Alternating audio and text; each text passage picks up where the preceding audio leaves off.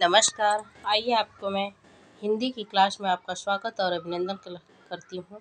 आज हम लोग पढ़ेंगे यूपी टेट और सी टेट के एग्ज़ाम में जो हिंदी से प्रश्न पूछे जाते हैं उन प्रश्नों की प्रैक्टिस करेंगे। तो चलिए आइए स्टार्ट करती हूँ।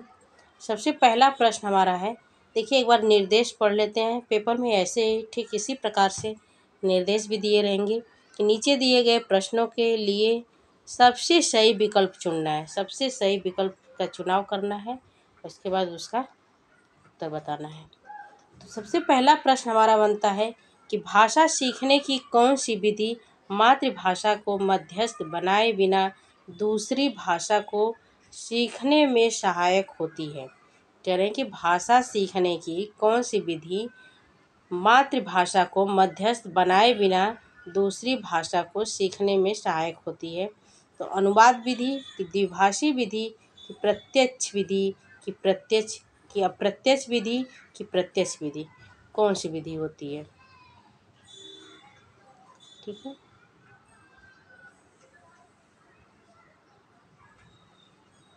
बताइए। तो इसमें ऑप्शन नंबर डी राइट होगा, प्रत्यक्ष विधि। प्रत्यक्ष में होता है सामने सामने से जो कुछ सिखाया जाता है उसको बालक करके देख कर सीखता है। ठीक है, तो भाषा सीखने की प्रत्यक्ष विधि जो है ये मातृभाषा को मध्यस्थ बनाए बिना अर्थात मातृभाषा की सहायता लिए बिना विद्यार्थी को अनेक मौखिक एवं लिखित अभ्यास द्वारा सीधे नई भाषा सिखाई जाती है। यह विधि दूसरी भाषा को सीखने में सहायक होती है। अन्य कोई भाषा भी सीखनी होती है तो जो प्रत्यक्ष विधि होती है, यह प्रत्यक्ष विधि बहुत ही सहायक होती है, क्योंकि इस विधि के द्वारा किसी भाषा को स्वयं सुनकर या लिखकर सीखा जा सकता है। ठीक है, और अगला है, भाषा शिक्षण में खेल सर्वाधिक महत्वपूर्ण स्थान है, क्यों?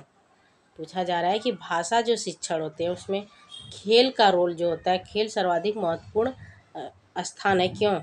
तो ऑप्शन है, क्योंकि भाषा शिक्षक को कम श्रम करना पड़ता है, कि खेल भाषा को विस्तार देते हैं, कि खेल में आनंद आता है, कि खेल में शारीरिक विकास होता है। ठीक है, तो जो खेल है वो भाषा को विस्तार देता है। खेल खेल के माध्यम से ही बालक अधिक से अधिक भाषा को और अधिक से अधिक चीज़ों को सीख सकता है।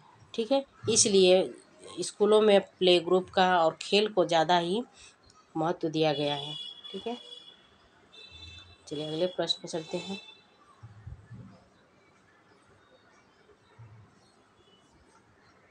चलिए इसकी एक बार व्याख्या देख लेते हैं।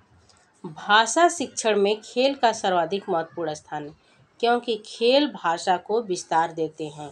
खेल के समय अनेक भाषाई बच्चों का मेल जोल होने से करें कि अनेक दूसरे बच्चे जब आपस में मिलते हैं तो उनकी भाषा एक दूसरे की भाषा आदान प्रदान होती है।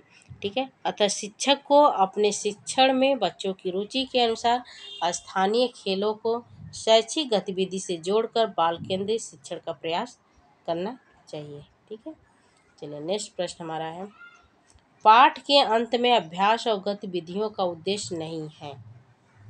पाठ के अंत में अभ्यास और गतिविधियों का उद्देश्य नहीं है। भाषा का विस्तार करना, सृजनात्मकता का विकास करना, कि बच्चों को अभिव्यक्ति के अवसर प्रदान करना, कि प्रश्नों के उत्तर सरलता से याद करना। ठीक है, तो करें कि पाठ के अंत में अभ्यास और गतिविधि का जो गतिविधि है जो जो कार्य कर रहे हैं उनका उद्देश्य नहीं है। क्या नहीं है? कि भाषा का विस्तार होगा, उससे भाषा का विस्तार होगा, कि सृजनात्मकता का विकास होगा, कि बच्चों को अभिव्यक्ति के अवसर प्रदान होंगे, कि प्रश्नों के उत्तर सरलता से याद होगा। तो देखिए भाषा का विस्तार होता है और सृजनात्मकता का भी विकास होता है। बच्चों को सीखने में उनका सृजन होता है। बच्चों की अभिव्यक्ति का अवसर, बच्चे अपने भाषा को व्यक्त करने का उनको अवसर भी प्रदान होता है। लेकिन प्रश्नों के उत्तर सरलता से याद हो ये नहीं होता है, इसलिए ऑप्शन नंबर डी राइट होगा। जो इसमें गलत है वही सही होगा। ठीक है, पाठ के अंत में अभ्यास, प्रश्नों एवं अन्य गतिविधियों के उद्देश्य प्रश्नों के उत्तर सरलता से याद करवाना नहीं, अपितु अन्य विकल्पों में दी गई गतिविधियां अर्थात भाषा का विस्तार, सृजनात्मकता का विकास तथा बच्चों की अभिव्यक्ति के अवसर प्रदान करना है। ठीक है, चलिए अगला प्रश्न है।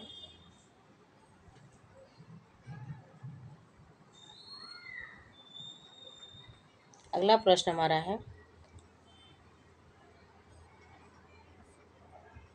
पठन पाठन के अंत में ऐसे अभ्यास एवं गतिविधियां हो जो सरल भाषा वाले हों, बच्चों को स्वयं कुछ करने और सीखने का अवसर प्रदान करते हैं, केवल पाठ से संबंधित हैं कि पाठ पर बिल्कुल आधारित न हो। तो जब करेंगे पठन पाठन के अंत में ऐसी अभ्यास एवं गतिविधियां हों जो सरल भाषा वाले हो।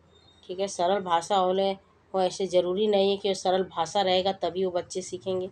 बच्चों को स्वयं कुछ करने और सीखने के अवसर प्रदान करें। देखिए, सबसे अच्छा विकल्प यही है कि बच्चों को स्वयं जो कार्य करते हैं वो बहुत ही अच्छी प्रकार से सीखते हैं और उसमें भूलने का भी चांस बहुत कम रहता है। ठीक है, इसलिए बच्चों को जो स्वयं का आंसर आ जाए, जो उत्तर आ जाए और अवसर प्रदान करने का आए, तो वही उत्तर सही होगा। ठीक है, केवल पाठ से संबंधित हो ऐसा नहीं होगा, ये गलत हो गया। ठीक है, पाठ बिल्कुल आधारित न हो भी गलत होगा, इसलिए ऑप्शन नंबर बी राइट होगा।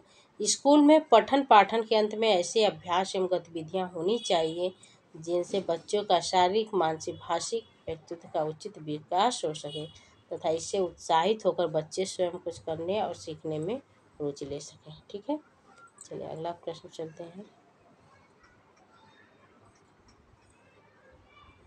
एक मिनट, प्रश्न नंबर 5 देखिए। भाषा शिक्षण में बालक में मौखिक कौशल के विकास के लिए सबसे कम महत्वपूर्ण क्या है?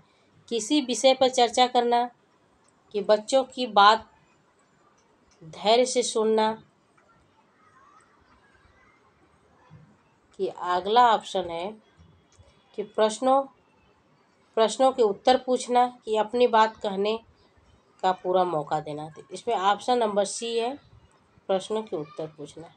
चलिए नेक्स्ट प्रश्न, भाषा सीखने में मातृभाषा का व्याघात क्या है? व्याघात क्या होता है? आंशिक रूप से होता है कि पूर्ण रूप से होता है कि नहीं होता है कि होता है?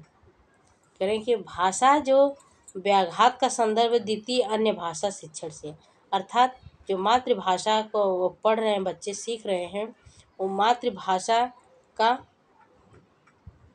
मातृभाषा करेंगे भाषा का व्याघात अर्थात भाषा में जो विकार भाषा वो उसका उसको महत्वपूर्ण न दिया जाए। ठीक है, अन्य भाषा शिक्षण से है, जब मातृभाषा के अतिरिक्त कोई अन्य भाषा सीखते हैं तो मातृभाषा उसमें व्याघात उत्पन्न करती है, अर्थात अन्य भाषा शिक्षण के अधिगम में शिक्षार्थी की मातृभाषा की ध्वनि और व्याकरणिक आदतें जो होती हैं वो बाधा पहुंचाती हैं। ठीक है,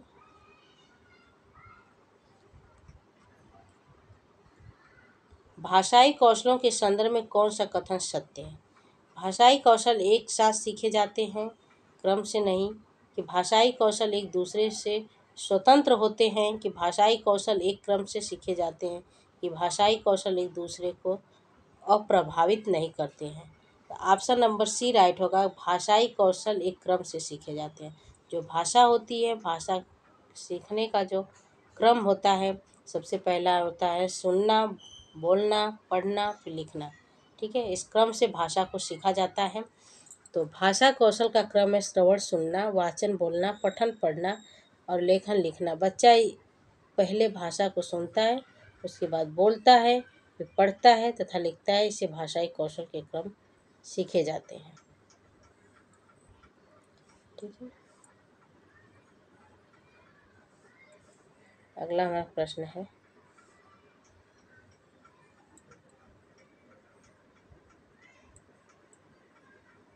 प्रश्न नंबर 8 में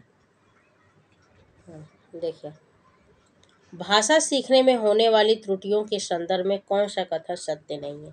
त्रुटियां सीखने सिखाने की प्रक्रिया का अभिन्न अंग है। त्रुटियां अस्थायी होती हैं। भाषा सीखने में होने वाली त्रुटियां अस्थायी होती हैं। कि भाषा सीखने में होने वाली त्रुटियां या समझने में मदद करती है कि बच्चे के मस्तिष्क में क्या चल रहा है। तो जो भाषाएं सीखने में त्रुटियां तो अस्थायी होती है, अर्थात त्रुटि होती ही रहती है। ठीक है,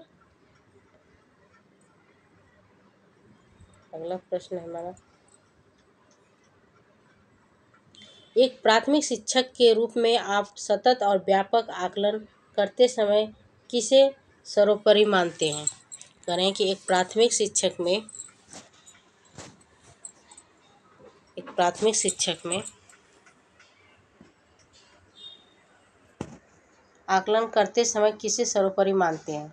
कठिन शब्दों का सूत्रलेखन, लिखित प्रश्न पत्र की पाठ से देखकर सुलेख लिखना, कि बच्चों द्वारा विभिन्न संदर्भों में भाषा प्रयोग। तो ऑप्शन नंबर डी राइट होगा, बच्चों द्वारा विभिन्न संदर्भों में भाषा प्रयोग की क्षमता। ठीक है, अगले प्रश्न चलते हैं। प्राथमिक स्तर पर बच्चों की पठन क्षमता का आकलन करने में किस प्रकार की सामग्री सर्वाधिक महत्वपूर्ण होती है? तो पठन, आतंकवाद पर आधारित निबंध, बाल साहित्य की संवादात्मक कहानी, पाठ्य पुस्तक की औपचारिकता। ऑप्शन नंबर बी राइट होगा, बाल साहित्य की संवादात्मक कहानी। ठीक है, बच्चों की पठन क्षमता का आकलन करने में बाल साहित्य की कोई संवादात्मक कहानी सबसे अधिक महत्वपूर्ण है, क्योंकि इससे बच्चों का मानसिक विकास तथा काल्पनिक क्षमता का विकास तीव्र गति से होता है। ठीक है, फिर आज के लिए इतना दोस्तों, नमस्कार, जय हिंद। और क्लास कैसी लगी कमेंट बॉक्स में ज़रूर लिखें। अगर नए हैं तो चैनल सब्सक्राइब कर लिए। नमस्कार।